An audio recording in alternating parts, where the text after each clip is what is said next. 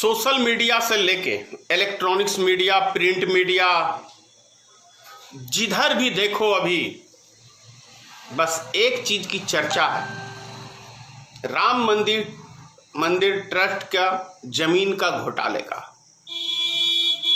16.5 करोड़ घोटाला हर व्यक्ति को दिख रहा है, लेकिन भाजपा और संघ ने जो महा घोटाला किया वो आज तक किसी को नजर ही क्यों नहीं आ रहा है। 1992 में राम मंदिर के नाम पे 14,000 करोड़ रुपया चंदा इकट्ठा किया गया। 14,000 करोड़, मतलब समझ लीजिए ऐसे ऐसे 4 राम मंदिर बन जाएंगे 14,000 करोड़ में। कहां गया वो पैसा, किसके पास है वो पैसा, इस पे भी थोड़ा रोशनी डालनी चाहिए सभी को, और भारतीय जनता पार्टी को भी इसका जवाब देना चाहिए, आरएसएस को भी, संघ जो भी हैं इनके, विश्व हिंदू परिषद जो भी हैं ये इनके संगठन के, उन सबको जवाब देना चाहिए कि 1992 में 14,000 करोड़ रुपया कहां गया वो चंदा। अब भारतीय जनता पार्टी की जहां तक बात है तो भाई इनका तो इतिहास ही रहा है, राम के नाम पे दे दो, राम मंदिर के नाम पे दे दो, दलित के नाम पे दे दो, पिछड़ों के नाम पे दे दो, हिंदुत्व के नाम पे दे दो, पाकिस्तान के नाम पे दे दो, कभी चाइना के नाम पे दे दो। तो भैया इनकी तो आदत ही है मांगने की, ये देने वाले नहीं है देश की जनता को कुछ। नहीं, दिया तो है, दिया तो बहुत जबरदस्त है। देखो 35 रुपए का डीजल 100 रुपए का दे रहा है, 95 रुपए का सरसों तेल 200 रुपए का दे रहा है, देते हैं, ये पूरा ब्याज के साथ लौटाते हैं। अब कितना चाहिए देश की जनता को। राम मंदिर 1990 से लेके अब तक 30-31 साल हो गए इस मुद्दे को। 3 बार सत्ता में आ चुके हैं ये मंदिर को लेके, लेकिन राम मंदिर का एक शिलान्यास ही सिर्फ हुआ है, उसके अलावा कुछ वहां हुआ नहीं है। लेकिन उसके नाम पे अरबों खरबों धन उगाही हो गई, पता ही नहीं चला वो कहां ढकार गए ये लोग।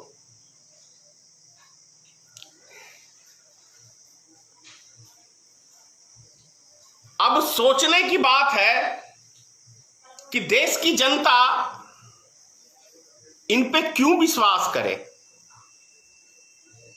ये धर्म के नाम पे इनको वोट चाहिए, हिंदुत्व के नाम पे इनको वोट चाहिए, राम के नाम पे इनको वोट चाहिए, शमशान के नाम पे इनको वोट चाहिए। देखा ही था, सेना के नाम पे इनको वोट चाहिए। हाँ, ऐसा कोई बिंदु नहीं बचा।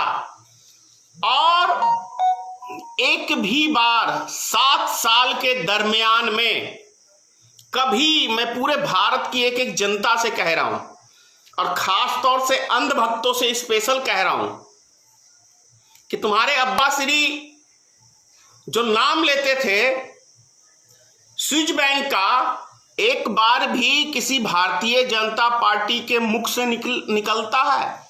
प्रधानमंत्री से लेकर निचले किसी कार्यकर्ता के मुख से निकलता है कि भाई स्विस बैंक में जो काला धन जमा था, जिसका खुलासा करने के लिए भारतीय जनता पार्टी ने बीड़ा उठाया था, कितनों का आज तक खुलासा हुआ?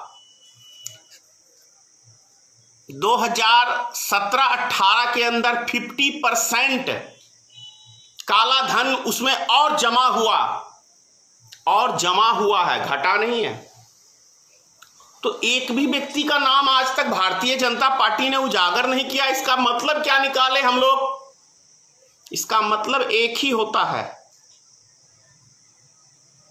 चोरी भी और सीना जोरी भी। दूसरा तीसरा कोई नहीं है इस देश के अंदर चोर लुटेरा। सिंगल भारतीय जनता पार्टी है एक लुटेरी पार्टी। और स्विच बैंक के अंदर एक भी घोटाला का अभी तक, मतलब एक भी व्यक्ति का नाम उजागर नहीं किया अभी तक, इसका एक बारी जिक्र तक नहीं होता है। तो इसका सीधा मतलब है कि यदि 100 व्यक्तियों का काला धन स्विच बैंक के अंदर है तो मैं दावे से कह सकता हूं 90 व्यक्ति भारतीय जनता पार्टी के, आरएसएस के व्यक्तियों के काले धन वहां पे जमा है। मैं दावे से कह सकता हूं, वरना करे भारत सरकार खुलासा किन किन व्यक्तियों का काला धन है। और नरेंद्र मोदी जी तो उस टाइम में बड़े डंके की चोट पे बोलते थे, ना मैं खाता हूं ना मैं खाने देता हूं। अब ये तो देश का इतना बड़ा बच्चा भी जो 2 साल का है ना, वो भी समझ गया है कि कौन खाता है या नहीं खाता है या खिलाता है। ये तो देश का एक एक नागरिक अब समझ चुका है कि कौन है चोर, कौन है लुटेरा, कौन है डकैत। ये सब जान चुके हैं। अरे जो जाति धर्म के नाम पे वोट मांगे उनसे विकास कभी नहीं होता भैया, कभी नहीं होता। अब कितनी राग इनको। एक कल बात करेंगे विशेषकर भारत में जाने माने बाबाओं के ऊपर। सभी भारतीय जनता पार्टी के समर्थक हैं ये बाबा, और सभी का चाल चरित्र विस्तार से कल खुलासा करते हैं। जय हिंद, ईश्वर आप सबकी रक्षा करे। अगर आप चाहते हैं गरीब हर वंचित इंसान की आवाज आप तक पहुंचे तो हमारे चैनल को सब्सक्राइब करें और बेल आइकन का बटन दबाना ना भूलें। देखते रहिए भोजन न्यूज।